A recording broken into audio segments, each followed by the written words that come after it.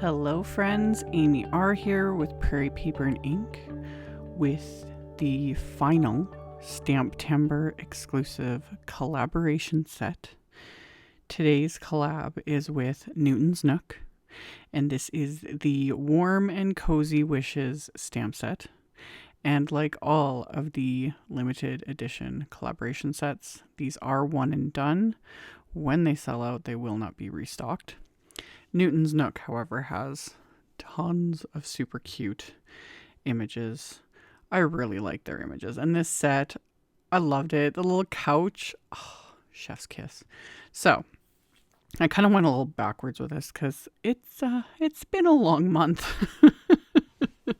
I've kind of done a ton more videos than I normally do. So anywho, I started off by inking up the cat and the dog, and then the bottom of the couch. Like I said, I was just backwards with all of this, but I stamped them with intense black ink onto Simon's smooth white cardstock, and then I colored them in with Copic Markers. And the dog, I colored him to be very similar to my Doge, my little bow baby, as I like to call him. That's, I think, another reason why I fell in love with this set, because I was like, got a little couch and a little dog curled up on it. I'm like, yep, that's my dog.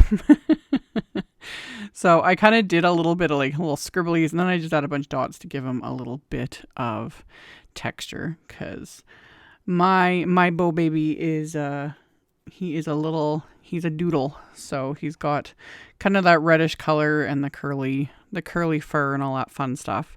So that's kind of what I went for with him. And then used warm grays, just dark warm grays, for his little nose.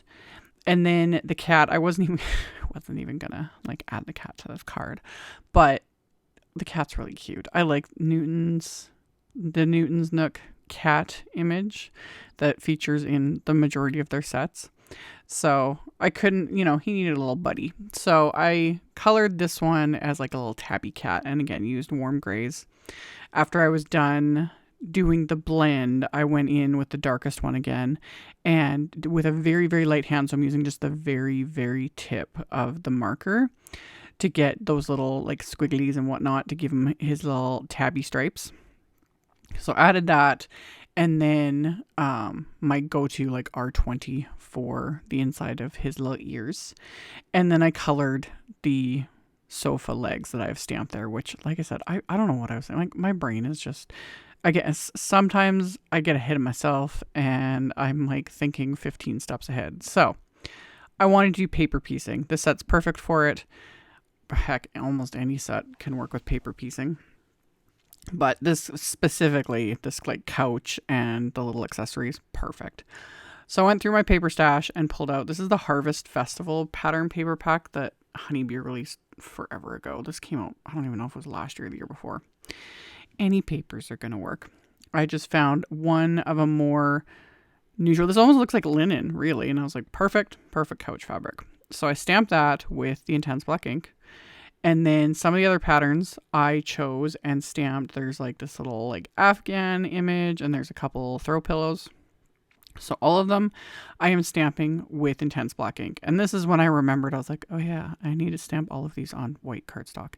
You could technically skip this, but I was going to cut out all of these images with a little bit of a border. That's honestly how I like everything to look. And normally if you're die cutting images, that's how they're going to look. But yeah, that's the only reason. So I restamped the little throw pillows, the little Afghan, and even the couch I end up, because again, I wasn't thinking, stamped on white cardstock. And then I remembered to stamp these pieces onto just little scraps of pattern papers from that pack. So I'm going with a very warm, kind of autumn vibe with this. You could do whatever colors you want, but not like fall colors are always the best, honestly. And this paper pack was perfect, and that was the mood I was in.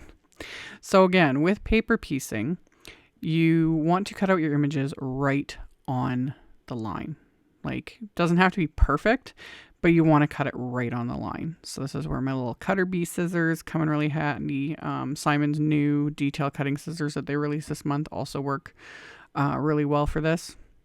But I just trim out all these images. With this specific set, this was really, really easy. Like all these images are very simple to cut out. I've done ones and shown many times like very fussy detail cutting, but these were pretty simple. They're basically all like rectangles and squares with a few curves thrown in. So once I've got all of my pattern paper pieces cut out, with the little Afghan one, I didn't have that on video, probably because it was right in front of my face when I was cutting it.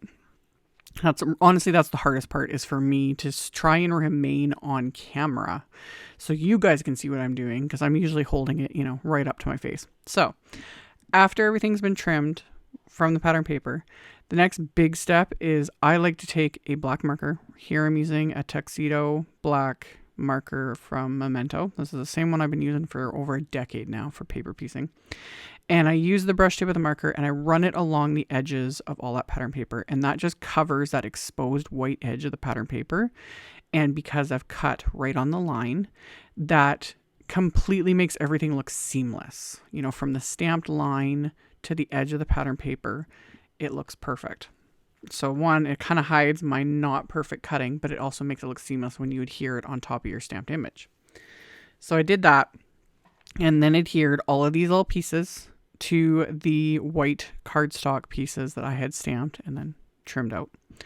And this also comes in handy with something like this little like Afghan, because there's that fringe on the bottom of it. I was not about to fussy cut that out. I just trimmed it right off the pattern paper, because why bother? So things like that, I skip. I'm not going to fussy cut itty bitty teeny weeny little things. And even with other images, sometimes you can, leave out little tiny bits and color it in with a marker or whatever. And like no one's going to know, So I adhered everything to the white cardstock. That's where I adhered the legs, to the couch, which I could have just colored again, but I'd already done them. I'd already colored them, cut them out, everything. So I was like, I'll just glue them on, whatever. So the other thing to make paper piecing more seamless is Copic color shading.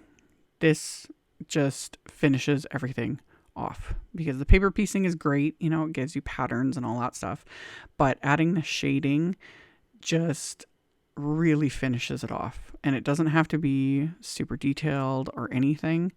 I like to use usually warm grays. It's kind of just habit. And the thing to always remember is, because you're coloring on pattern paper, it will look different when it dries. Everything's going to look darker.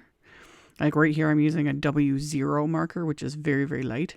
But because it's on the pattern paper, it's going to look darker while it's wet. When it dries, you're not even going to see it. So I'm just using that to blend out the W4 that I use to add, the shading and the dimension. So went along, I filled in, the little buttons on the couch with the dark brown marker, and then did the W markers for the shading. And then the little heart throw pillow, I just used like a dark red, pulled out the W4 again.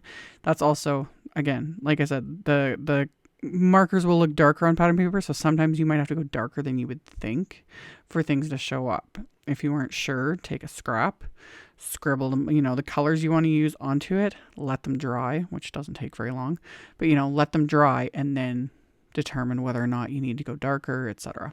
So filled in everything, added a little bit here and there, like added that same dark red to the border of the little Afghan, and then added a little bit more shading with my W4. And now I've got all these great little accessories to go with the images from the set. So now I've got my card base inside my MISTI here, and this will be a top folding A2 card, so 5.5 by 4.25, and it's smooth white cardstock. And on the inside of the card, I'm going to stamp this little couch with Simon's FAWN ink. And then I'm going to line up the larger sentiment from the set right on top of that. And that I'm going to stamp with Peacock Feathers Distress Oxide ink. So that'll kind of stand out a little bit on this couch. So stamped that, or sofa, really. Because even there is a sentiment. That's the only stamp I didn't use from the set. It's a sofa. So good. You guys know me and punny sentiments. I love them, but I didn't put it on here. I kind of wish I had. But anyway, I created a little scene for everything. Again, just using pattern papers from that pack. So I use this one kind of as like wallpaper. Love. And then a wood grain pattern paper. adhered that to the bottom of this piece of cardstock. I added a strip of white cardstock kind of like as a baseboard. Plus it just finishes off the difference between, like, the border between the two pattern papers. And then I had white heat embossed the Warm and Cozy Wishes sentiment from the set onto some red cardstock and then die cut it with a circle wafer die. And then all I got to do now is adhere all of my little elements. I gave the couch to the Doge because that's exactly how it would be. Literally, I have a little couch here in my office and Beau likes to curl up on that. He has his own little dog bed, but when he's just feeling it, you know, he takes my spot on the couch and curls up, and I can't say anything, honestly. Like, I tuck him in, you know, wrap him up in my blanket and tuck him in like a little baby, and it's all good. So anyway, adhered all of my little elements and characters onto this card, and then, or this card front. And then I'm going to put Simon's Big Mama foam tape on the back of the card front to give it that little extra bit of dimension that I love. So put all those pieces on the back of there, peeled off the backing, and then I'm going to pop this into place onto my card. And then I'm going to pair this card with one of Simon's Audrey blue envelopes just to pull out more of that like teal color that's kind of peeking out here and there on this card, and that's going to finish it off. So like I mentioned at the beginning, this set is limited edition. I will have a link to it in the description box below the video, as well as links to everything else I used, and then I'll link to the Newton's Nook products in my blog post. My blog post is always the first one directly below the video, so you guys can check that out below if you are interested.